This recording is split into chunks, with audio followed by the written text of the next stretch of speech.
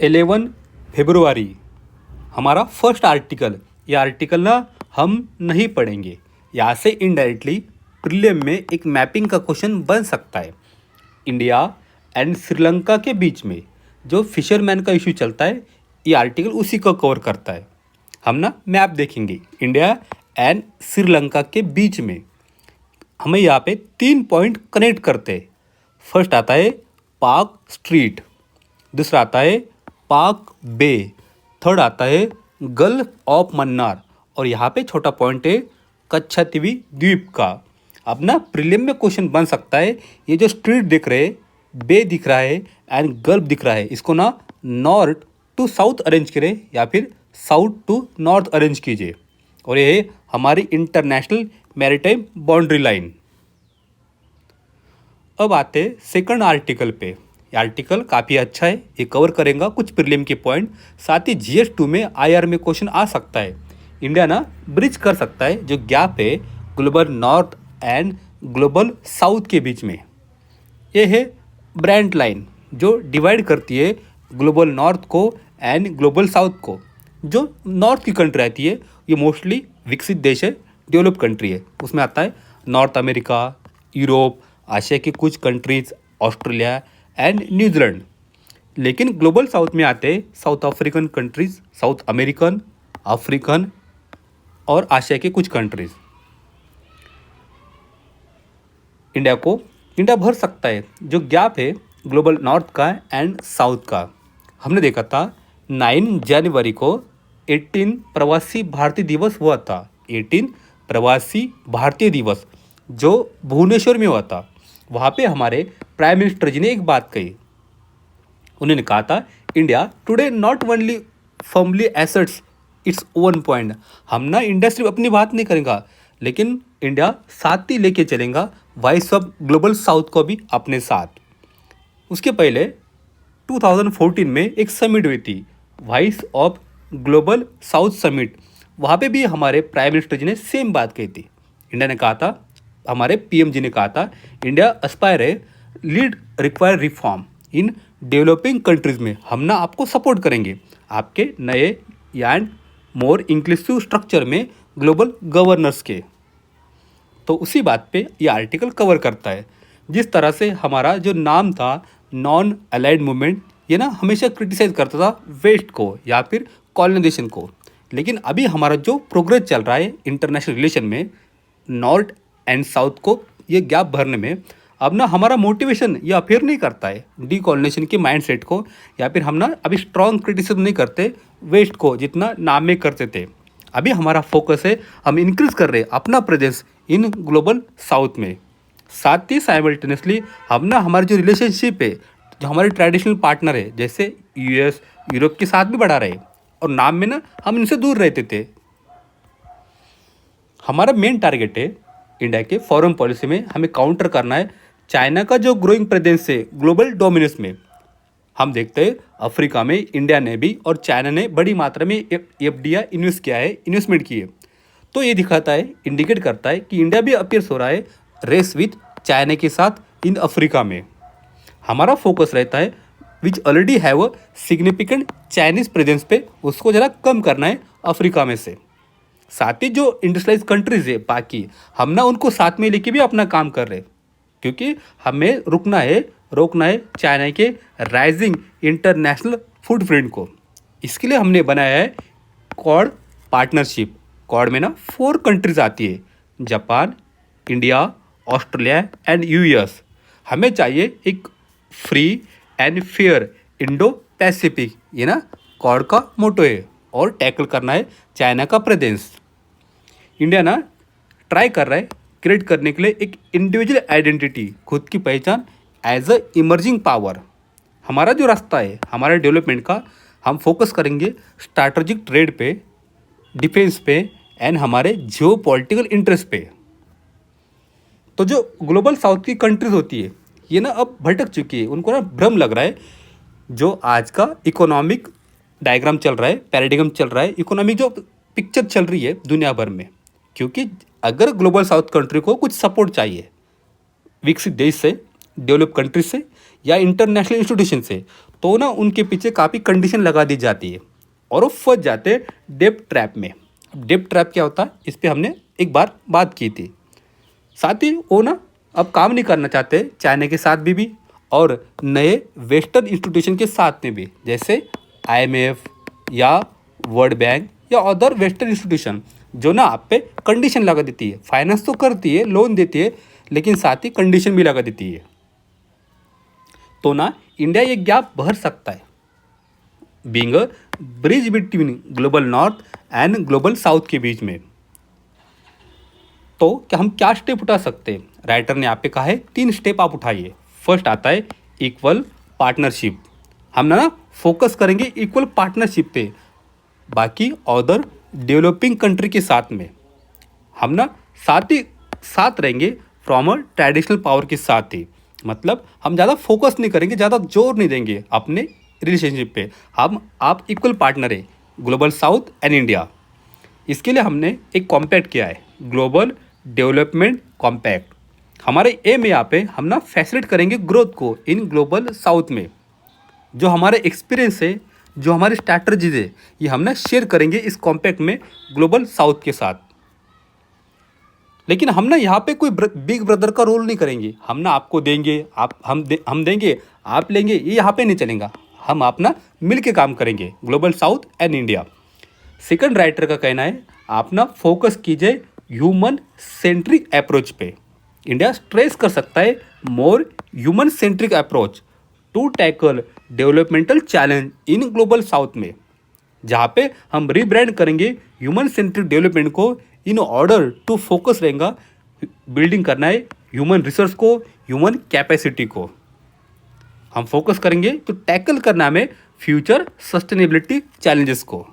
जैसे हो सकता है हमारा स्किल इंडिया प्रोग्राम हो या फिर हमारी कोई स्कीम हो जो मेन स्ट्रीम करती है वुमन को एज अ एंटरप्रेन्योरशिप, वो ना हम शेयर करेंगे ग्लोबल साउथ के साथ।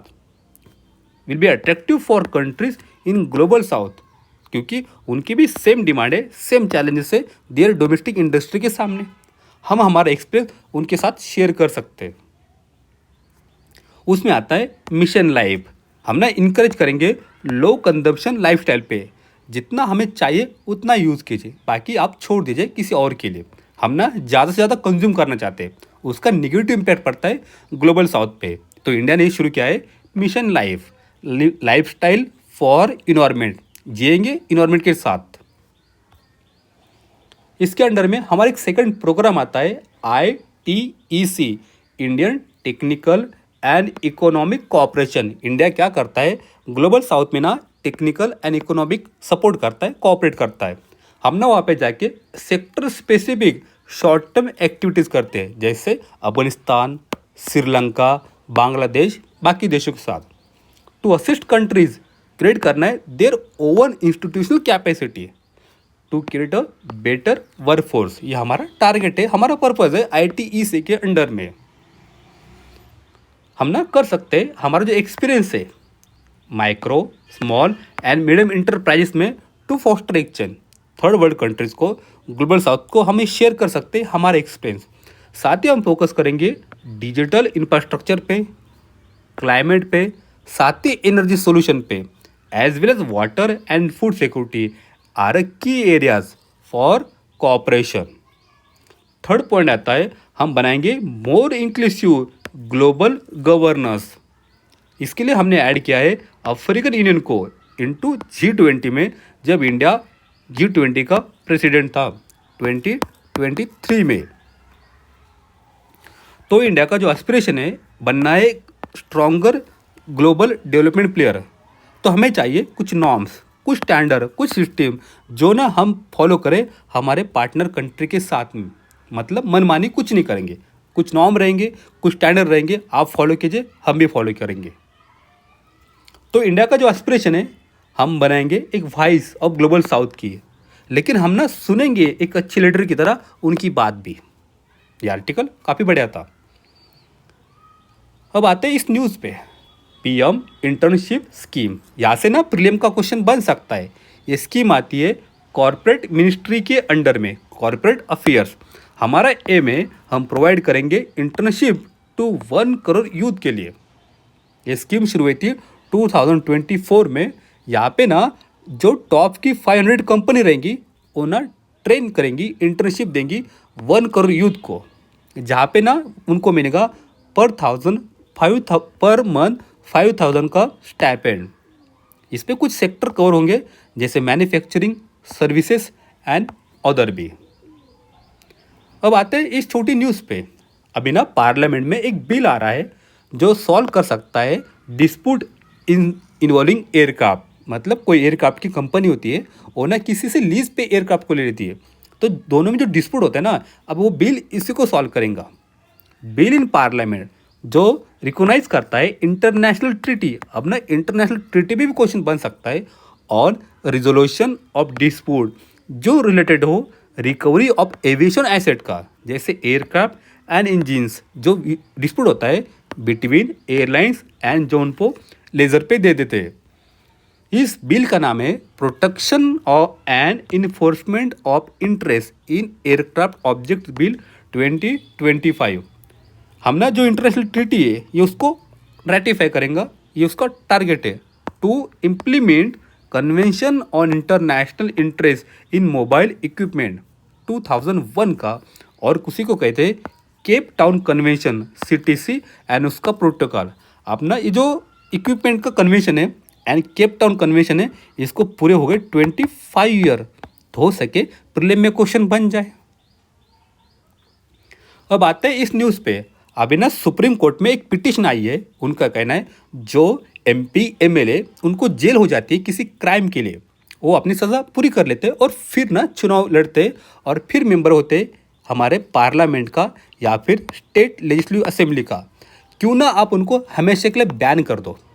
ये क्यों पॉसिबल है कि कोई कन्विक्ट पर्सन है वो ना अपनी सज़ा पूरी करने के बाद फिर से लॉ बना सकता है। मतलब जो लॉ तोड़ता है फिर वही लॉ बना रहा है। तो सुप्रीम कोर्ट ने पूछा है किस तरह से कन्विक्ट पर्सन को वापस आ सकते हैं पार्लियामेंट में, स्टेट लेजिस्लेचर में। ये ना कॉन्फ्लिक्ट ऑफ इंटरेस्ट बन जाता है। जो पीपल ब्रेक करते लॉ को वो फिर से बन जाते लॉ मेकर। लेकिन हमारी गवर्नमेंट ने एक एफिडेविट सुप्रीम कोर्ट में दे दिया। उन्होंने इसको रिजेक्ट कर दिया लाइफ टाइम बैन को ऑन अ कन्विक्टेड पर्सन को, जो इलेक्शन के लिए हो सकता है या फिर कोई ऑफिस बेरर हो किसी पॉलिटिकल पार्टी का। यहाँ पे ना RPEA 1951 सेक्शन नंबर 8 ये हमारे लिए इम्पोर्टेंट बन जाता है। यहाँ पे बात की जाती है डिसक्वालिफिकेशन की, किस तरह से लेजिस्लेटिव असेंबली में, पार्लियामेंट में मेंबर को डिसक्वालीफाई किया जा सकता है, डिसक्वालीफाई। तो हमारा RPA 1951 का सेक्शन 8 कहता है जो पीरियड है किसी पर्सन के लिए सेंटेंस के लिए, वो तो सेंटेंस पूरी करता है, उसके 6 साल बाद वो ना फिर से लेजिस्लेटर बन सकता है। तो गवर्नमेंट का कहना है जो MP होते या MLA होते उनके लिए ना कोई सर्विस कंडीशन नहीं होती, उसके लिए वो बाउंडिंग नहीं होते, बाइंडिंग नहीं होते, इस वजह से उनको आप फिर से ले सकते हैं। लेकिन बाकी जो सिविल सर्वेंट होते हैं उनको ना सर्विस कंडीशन होती है। तो यहाँ से ना प्री का भी क्वेश्चन बन सकता है, साथ ही GS2 में पॉलिटी में क्वेश्चन आ सकता है मेंस में। अब आते हैं हमारी लास्ट न्यूज़ पे। हम बात करेंगे न्यू स्टार्ट की। न्यू स्टार्ट क्या है देखते हैं। ये न्यूज़ हमारे काम की है, यहाँ से प्रीलिम में क्वेश्चन बन सकता है। न्यू स्टार्ट का फुल फॉर्म है स्ट्रैटेजिक आर्म रिडक्शन ट्रीटी। ये ट्रीटी हुई थी USA एंड रशिया के बीच में, जहाँ पे ना उनको अपने जो वार हेड से, जो मिसाइल से, उनको ना मैक्सिमम से मिनिमम तक कर लेना है। अब ये ट्रीटी ना ख़त्म हो जाएंगी नेक्स्ट फरवरी को 2026 में।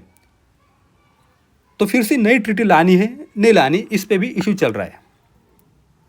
तो इनडायरेक्टली डायरेक्टली UPSC प्रीलिम 2011 में यहाँ से क्वेश्चन आया था।